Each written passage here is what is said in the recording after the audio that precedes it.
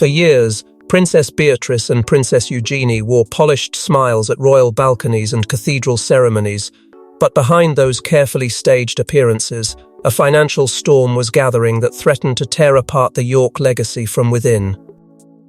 What began as quiet discrepancies buried inside private trust ledgers soon reached the desk of the one royal no one ever wanted investigating their affairs: Princess Anne. And once Anne began asking questions, silence inside the palace became impossible to maintain. Before we go deeper into what this really means for the royal family, make sure to subscribe so you don't miss a single update. At first, the warning signs were so small they seemed easy to dismiss.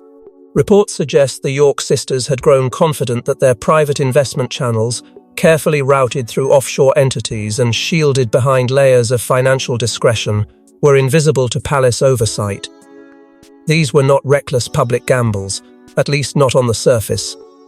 They were quiet arrangements, structured in ways that appeared polished, legal, and insulated from scrutiny. For a time, that confidence protected them. But inside the monarchy, hidden money has a way of leaving traces, and those traces had begun to surface in places no one expected. It started with irregular entries buried deep in estate-linked trust accounts tied to long-standing York family reserves. Palace financial advisors, according to insiders familiar with internal treasury reviews, began noticing unexplained transfers moving in unusual patterns between dormant trust holdings and accounts associated with luxury property acquisitions. The sums were not insignificant. They pointed to transactions that seemed carefully timed, deliberately fragmented, and impossible to explain as ordinary administrative error. What made the matter even more troubling was that some of these funds reportedly originated from legacy structures dating back to reserves established under Queen Elizabeth II's reign money meant to preserve family continuity, not finance speculative ventures. When the briefing papers reached Princess Anne, the tone inside palace corridors changed almost overnight. Anne was not known for theatrical reactions. She did not shout, panic, or leak concern into public view. Instead, she did what has made her one of the most feared figures in royal internal affairs. She went silent. Confidential memoranda were delivered to her private office. Supporting ledgers followed. Within days, Anne had begun tracing the discrepancies herself, line by line, account by account, refusing to delegate what she clearly believed could become a dynastic crisis. Those familiar with palace protocol understood the significance immediately. When Anne personally studies financial papers, the matter is already grave. Meanwhile, senior courtiers moved quickly to contain the damage before it escaped beyond palace walls. Advisors attempted to frame the discrepancies as clerical confusion, insisting that premature conclusions could create unnecessary reputational harm for the York sisters. Some reportedly pushed for internal correction without confrontation, hoping the matter could be quietly resolved before King Charles was forced into awareness. But that strategy collapsed the moment Anne found the names linked to intermediary authorizations. Because this was no longer about suspicious numbers alone. The deeper she looked, the clearer it became that these transfers were connected to decisions made with knowledge, intent, and access that only a select inner circle could possess. And for Anne, that was the moment this ceased being a financial anomaly and became something far more dangerous, a breach of royal trust from within the bloodline itself.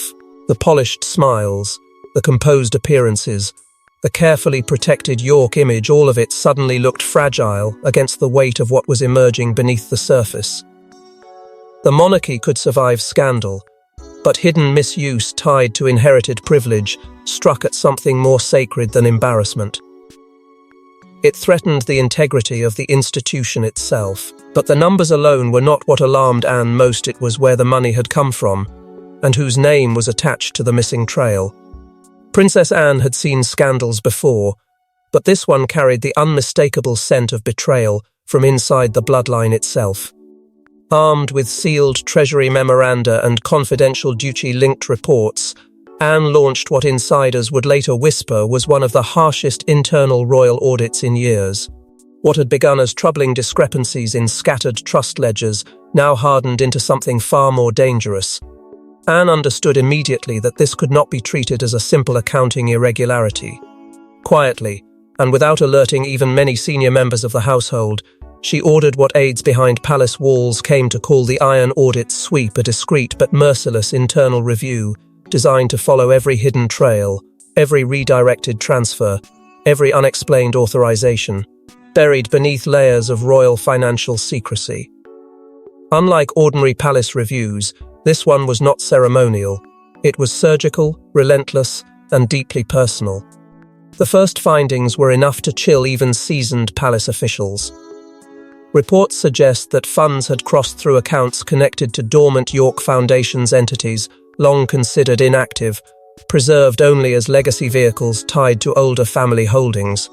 These foundations, once created to protect and distribute family reserves across generations, were never intended to serve as channels for modern private investment maneuvering. Yet now their names were resurfacing in transaction pathways linked to money that had seemingly vanished from expected inheritance reserves. The implications were explosive. If true, it meant protected royal structures had been quietly repurposed in ways never meant to benefit private ventures. As Anne pressed deeper, the gravity of the discovery intensified. Historic inheritance reserves believed to be tied to Queen Elizabeth II-era trusts appeared to have been partially redirected, their original purposes blurred beneath sophisticated financial layering. These were not casual funds. They represented carefully preserved royal capital, money embedded with the weight of dynastic continuity and family obligation. To tamper with such reserves was not simply a financial breach, it was, in palace terms, a violation of sacred trust. Those close to Anne later suggested this was the moment her concern hardened into fury, because what she was uncovering now touched the late Queen's legacy itself. Then came the signatures. Buried inside authorization trails, Anne traced approvals not directly to Beatrice and Eugenie themselves, but to intermediaries believed to be acting on their behalf. These were names known within palace administrative circles, trusted financial representatives. Advisors granted access only because of their proximity to royal privilege. The pattern was unmistakable. Documents pointed toward a chain of authorization that could not have moved without deliberate coordination.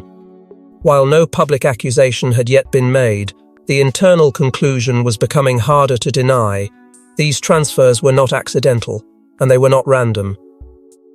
Someone had built this network carefully, expecting it to remain invisible.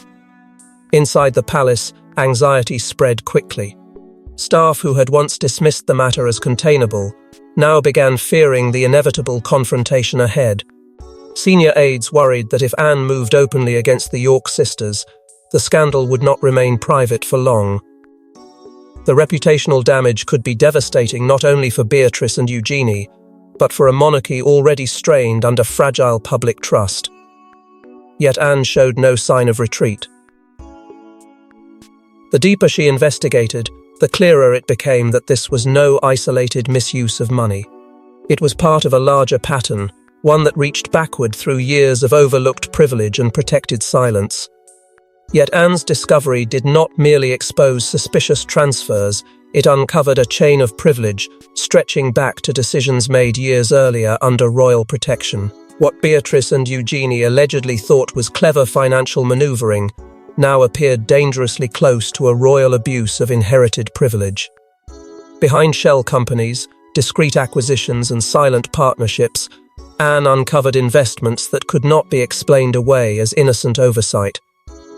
The deeper the investigation reached, the more unsettling the pattern became. What had first looked like irregular transfers inside dormant York foundations now opened into a network of hidden property stakes, reportedly tied to luxury developments in London, the south of France, and other elite markets beyond Britain's borders. These were not minor speculative holdings. They were substantial interests, embedded in high-value real estate ventures, structured through layers of private entities that concealed direct ownership. To outside observers, they might have looked like ordinary private investments made by wealthy individuals. But inside palace walls, the question was far darker. How had such expansive acquisitions been financed without drawing scrutiny from royal oversight long before now? That question became even more explosive when allegations surfaced suggesting that dormant royal-linked funds may have been leveraged as collateral behind some of these ventures. If true, it meant the sisters or those acting in their interest had done more than quietly invest. They may have placed protected legacy reserves, funds rooted in royal inheritance structures never intended for speculative exposure, into financial arrangements carrying private risk. Palace financial advisors reportedly warned that such actions, while not yet proven unlawful, could represent a grave breach of palace governance rules designed to separate personal enterprise from institutional assets. In monarchy terms, this was no technical violation. It was a collapse of the invisible wall that protects the crown from private exploitation. As the files thickened on Anne's desk, so did the tension surrounding Beatrice and Eugenie's defense. Through intermediaries and trusted advisors, the sisters insisted the transactions were lawful private ventures, structured within accepted legal frameworks and undertaken without malicious intent. They maintained that no theft had occurred, no deliberate deception had been planned, and no royal funds had been knowingly endangered. To them, these were investments made in good faith modern financial decisions taken in a world where royal blood no longer guarantees limitless institutional support. But that defense did little to calm Anne's growing alarm, because legality alone was not the issue confronting her. What stood before her was the far more dangerous appearance that royal privilege itself had been used as leverage in ways the monarchy could not publicly defend. Inside the family, the revelations began to fracture loyalties. Some senior relatives, aware of how devastating public exposure could become, quietly urged restraint. They argued that the matter should be settled behind closed doors, corrected privately, and never allowed to become another scandal feeding public distrust in an already fragile institution. Their fear was not only for Beatrice and Eugenie, but for the monarchy's wider stability. Another royal financial controversy, especially one tied to inherited privilege and legacy trusts, could reopen old wounds the family had spent years trying to contain. Yet others believed silence would only deepen the damage. If Anne buried the findings now, the crown itself could appear complicit later. That divide sharpened into a silent palace battle between those desperate to preserve family dignity and one woman determined to preserve institutional integrity at any cost. Anne had seen too much by this stage to believe quiet correction was still possible. The shell companies, the hidden stakes, the redirected collateral trails together, they formed a picture too serious to dismiss as misunderstanding. And perhaps most troubling of all, the sisters still seemed unaware of how completely the evidence had closed around them. They believed explanation might still save them. Anne already knew explanation would not be enough. But Anne had no intention of burying the matter quietly, because the next meeting would force the sisters to hear the truth face to face. Inside a private chamber away from cameras and ceremony, Princess Anne placed the evidence before Beatrice and Eugenie, and the room, according to insiders, fell into stunned silence before breaking into tears. This was no longer rumor. This was reckoning. The summons had come without warning, delivered through the kind of discreet palace channels reserved for matters too dangerous to commit to open schedules. Beatrice and Eugenie were instructed to attend a confidential review meeting inside one of the most tightly controlled private rooms in the royal estate, a place where family disputes are stripped of titles, ceremony, and protection. By the time the sisters entered, Anne was already waiting. There were no pleasantries, no softening words, no attempt to ease them into what was coming. What sat before her was not accusation in the abstract, but the cold architecture of proof documents assembled with the precision of someone who intended to leave no room for denial. Spread across the polished table were financial records that traced every disputed movement in devastating detail. Transfer timelines mapped the flow of funds from dormant York foundations into concealed investment channels. Authorization papers revealed intermediary approvals linked to advisors acting in the sisters' names. Property acquisition summaries connected hidden holdings to developments the public had never known existed. The weight of those papers was more crushing than any spoken accusation could have been. For Beatrice and Eugenie, what had once seemed like private financial discretion was now laid bare as a visible chain of decisions that could no longer be disguised behind legal language or distance. Anne did not raise her voice. She did not need to. The evidence spoke with merciless clarity.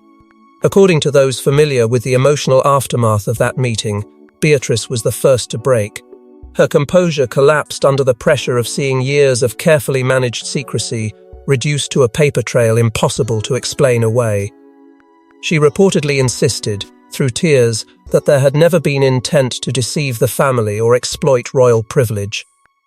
In her view, the ventures had been structured as lawful personal investments, not betrayals of trust. But intention no longer carried the power it once might have.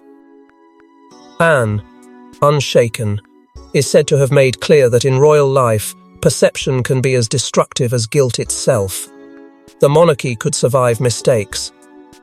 What it could not survive was the appearance that inherited privilege had been weaponized for private gain. Eugenie's reaction came differently, but no less painfully. Where Beatrice pleaded for understanding, Eugenie reportedly turned emotional as Anne outlined the institutional consequences now looming over them. This was no longer about defending personal decisions. The matter had crossed into constitutional territory, into questions of governance, fiduciary integrity, and public trust in a monarchy already burdened by fragile credibility. Anne warned them that once such concerns reached the highest levels of palace administration, they would trigger reviews beyond family control. Access privileges could be suspended. Trust oversight could be restructured. Their names, once protected by royal discretion, could become inseparable from scandal if the matter leaked beyond containment. It was in that moment, insiders suggest, that both sisters fully understood the scale of what they were facing. The illusion that this crisis could still be quietly repaired began to collapse around them. What had started as hidden transactions and private explanations had become an institutional emergency with consequences no apology could easily reverse. Behind those sealed palace walls, Beatrice and Eugenie were no longer simply daughters of the York line defending financial choices. They were royal figures confronting the possibility that their reputations, and perhaps their standing within the family itself, were slipping beyond recovery. And as Anne gathered the papers back into her possession, the silence that followed carried something heavier than anger. The unmistakable sense that the scandal had now entered a stage from which there could be no retreat. And as emotions shattered behind closed doors, outside those walls another crisis was already unfolding. The monarchy itself was preparing for fallout. Once Anne's findings reached senior royal hands, the York sisters' fragile protection began collapsing with breathtaking speed. Invitations were reconsidered, access privileges were reviewed, and the once secure York standing inside the monarchy entered its most precarious chapter in decades. What had been contained for weeks inside sealed chambers and guarded conversations could no longer remain confined to Anne's private authority. The evidence, once delivered upward through the highest palace channels, triggered a chain reaction across the royal household that moved with cold and unmistakable force. Internal committees responsible for reviewing royal entitlements began reassessing Beatrice and Eugenie's financial privileges under emergency scrutiny. These were not symbolic reviews meant to satisfy appearances.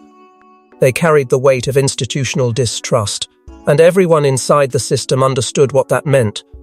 The sisters were no longer being treated as protected members of the family, but as liabilities whose access to royal resources now required justification. Almost immediately, reports suggest that certain trust disbursements tied to York, linked inheritance channels, were frozen pending deeper examination.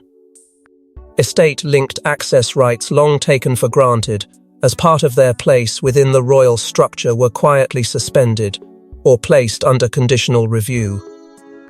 These were measures rarely imposed on blood royals without extraordinary cause. To the public, nothing had yet been formally announced. But within palace administration, the message was devastatingly clear. The crown was beginning to isolate the York line from the financial privileges it had once enjoyed without question. For Beatrice and Eugenie, this was the first unmistakable sign that their crisis had crossed beyond personal defense and entered the realm of institutional punishment. The fallout did not stop with them. As scrutiny widened, the shadow over Prince Andrew's legacy deepened with renewed force. Already burdened by years of reputational damage, Andrew now found the York name dragged back into a fresh cycle of suspicion, this time, not over scandalous associations, but over financial integrity and family trust. Palace insiders feared the cumulative effect could become catastrophic. The York branch, once merely diminished, now risked becoming permanently associated with misuse of privilege on multiple fronts. For a monarchy built on fragile public confidence, the timing could hardly have been worse. Every unresolved wound from the past was suddenly reopened, and Andrew's damaged standing made it impossible for the family to shield his daughters from the inherited stain attached to their surname. King Charles, already navigating a reign strained by illness and internal instability, was soon briefed on the full extent of Anne's findings. Those close to palace administration suggest he faced immense pressure from senior advisors to authorize formal distancing measures, steps designed not to punish emotionally, but to protect the institution from wider fallout. Charles, caught between blood loyalty and constitutional duty, reportedly hesitated. Beatrice and Eugenie were not distant relatives to be quietly cut loose. They were family. Yet the monarchy's survival has always demanded a brutal arithmetic, and Charles was being forced once again into its unforgiving logic. To defend the crown, he might have to allow the York sisters to stand exposed without royal shelter. Outside palace walls, the silence began to fracture. Media whispers, once speculative and fragmented, started spreading beyond the control of royal communications teams. Financial reporters began circling obscure trust filings. Royal correspondents sensed unusual movement in palace schedules and cancelled appearances. Questions emerged in the press without names attached, but with enough detail to signal danger. The family's greatest fear was becoming reality. The scandal was leaking into the public sphere before its internal reckoning had even concluded. And as the pressure mounted from every direction, inside committees, inside headlines, inside the crown itself, Anne remained silent, watching the fallout unfold with the same cold resolve that had brought it into the light.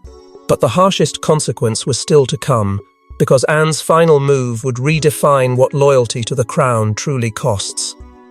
Princess Anne's final decision was not driven by emotion, nor softened by family tears.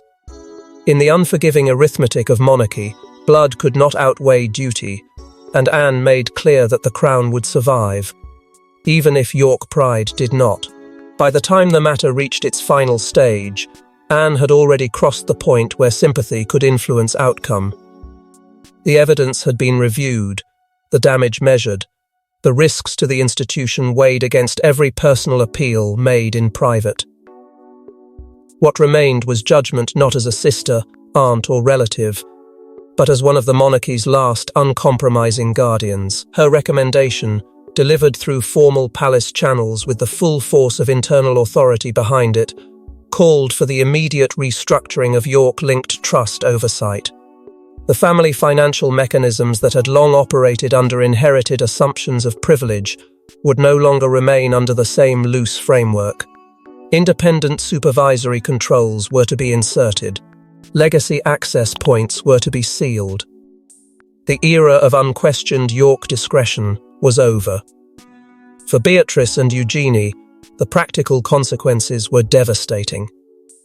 Though no public decree named them directly, their informal influence over certain inherited financial channels was effectively stripped away. Accounts once accessible through trusted intermediaries were placed under monitored review. Discretionary pathways tied to dormant York structures were either frozen or transferred into neutral oversight hands beyond their reach. These were not merely technical adjustments hidden inside palace bureaucracy. They represented a profound loss of status. In royal life, influence is often exercised through invisible privilege rather than official title, and what Anne removed from the sisters was precisely that hidden power, the silent leverage, that had protected their independence until now. Inside palace circles, Anne's action was immediately understood as something larger than punishment for one scandal. Senior insiders described it as a warning shot aimed at every younger royal navigating wealth, privilege, and personal ambition in an increasingly scrutinized monarchy.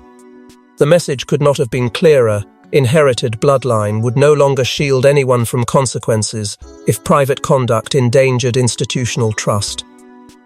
For years, the younger generation had operated in a blurred world where royal identity opened doors but modern private enterprise encouraged risk.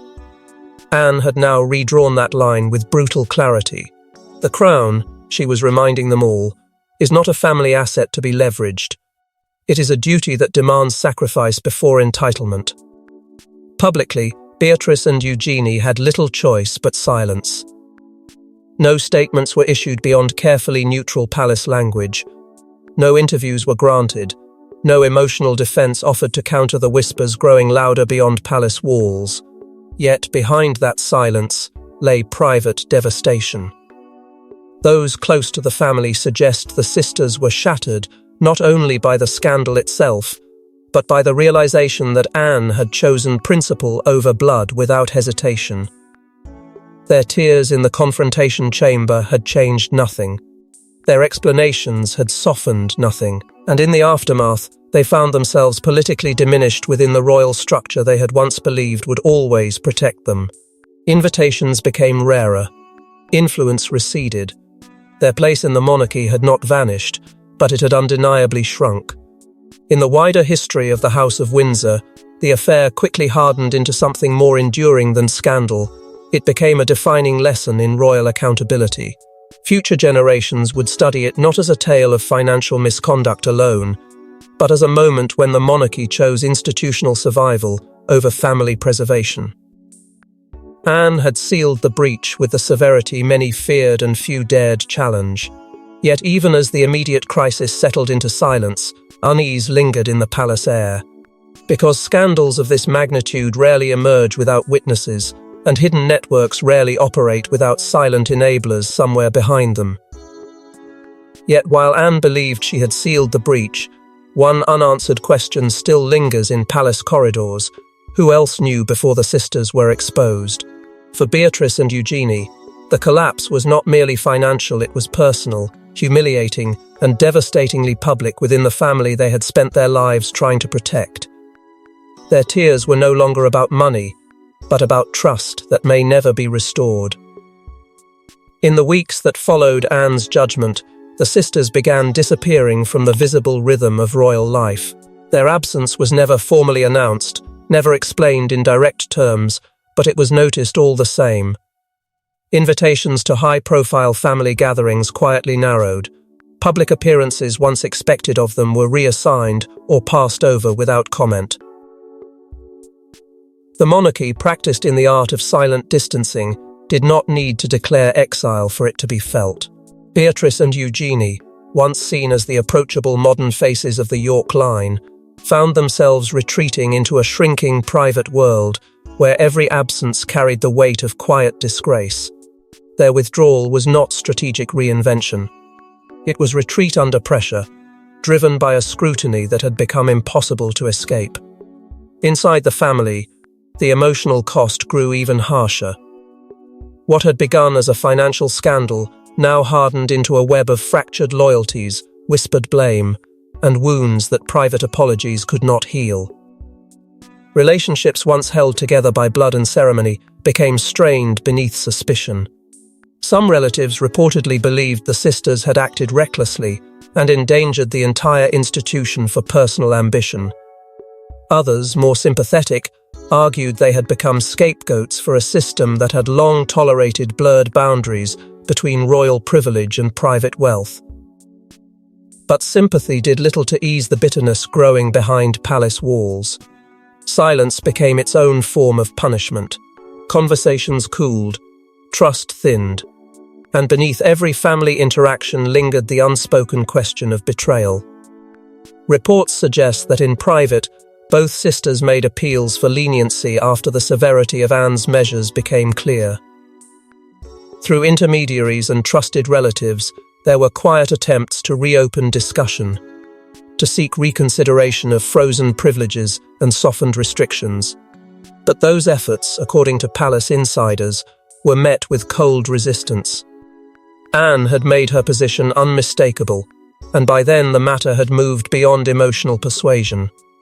The monarchy had already committed itself to a path of accountability, and reversing course would signal weakness at precisely the moment firmness was meant to restore credibility. For Beatrice and Eugenie, that rejection carried a crushing message. There would be no rescue from within the family system they had once believed would always protect them. The damage to their reputations was equally profound. For years, both women had occupied a unique place in public perception, royal daughters seen as balancing tradition with modern independence, figures who seemed capable of reshaping the York name into something less burdened by scandal. That promise now lay in ruins. Their once promising identities as younger royals navigating contemporary life had been eclipsed by suspicion and disgrace. Every charitable role, every future appearance, every public association would now be shadowed by the scandal that had broken their standing. In royal history, reputation is rarely destroyed in a single moment.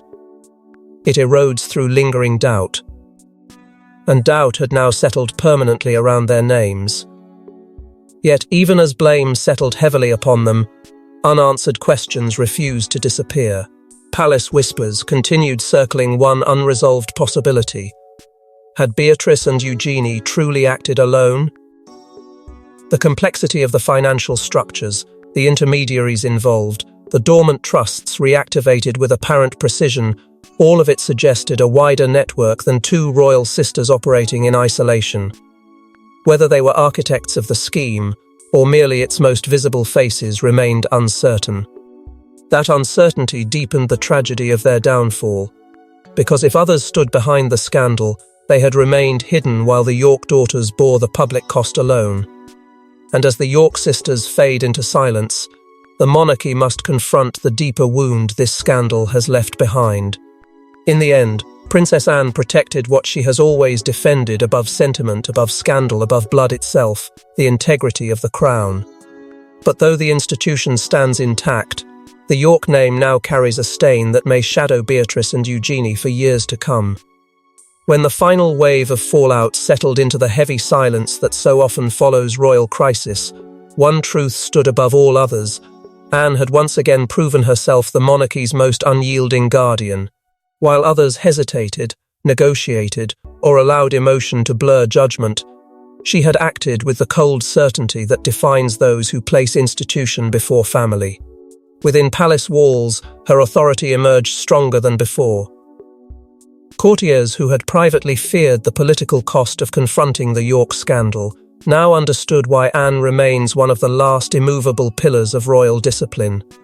She had not merely contained a scandal, she had drawn a line in history, reminding every royal household branch that inherited blood grants no immunity when trust is broken. The consequences of her intervention will stretch far beyond Beatrice and Eugenie. In the aftermath, palace administrators began quietly reshaping internal trust governance rules that had long rested on tradition and assumption rather than strict oversight. Legacy channels once managed through informal family discretion are now being restructured under tighter review systems, designed to prevent any future misuse of inherited royal-linked assets. What had once functioned through privilege and personal trust is giving way to scrutiny, compliance, and documented accountability.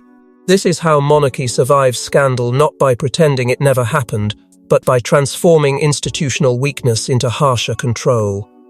And in that sense, the York affair has become more than a family disgrace. It has become a blueprint for how future generations of royals will be watched, limited, and judged. For Beatrice and Eugenie, however, no reform can undo what has already been lost. Their road ahead is not one of immediate redemption, but of slow and uncertain reconstruction. Credibility, once damaged inside royal life, is painfully difficult to restore. Every appearance they make from now on will be measured against memory. Every charitable role they accept will carry the shadow of suspicion. Even if they never again face direct accusation, the question mark attached to their names may endure for decades, resurfacing whenever the York legacy is invoked. Their challenge is no longer legal or procedural. It is existential, to prove over time that their identities can still stand for something beyond scandal. Yet even as the monarchy closes ranks in public, projecting its familiar image of order and continuity, the private fractures remain far from healed. Family wounds inflicted by betrayal do not disappear with official rulings. Resentments linger in corridors where no statement is ever released. Distrust settles into relationships once sustained by blood alone. The York line may remain formally within the royal fold, but the invisible damage runs deeper than any public audience can fully see. There are silences now between relatives that may never be repaired. There are loyalties broken that no ceremony can restore. And in the House of Windsor, those invisible fractures often become the most enduring scars of all. What this scandal leaves behind is not only the downfall of two royal sisters, but another grim lesson written into Windsor history. Privilege without restraint always comes due. The monarchy survived because it chose discipline over denial, accountability over affection, and duty over blood. Anne ensured that survival with brutal clarity. But history has never been kind to names marked by scandal, and the York name now trembles beneath a burden it may carry for generations. The crown endures, polished and protected as ever. Yet beneath that polished surface remains the memory of how close one family branch came to shaking its foundations. Because inside the House of Windsor, scandals may be buried, but they are never truly forgotten. Thanks for watching, don't forget to like and subscribe, and we will see you in the next one.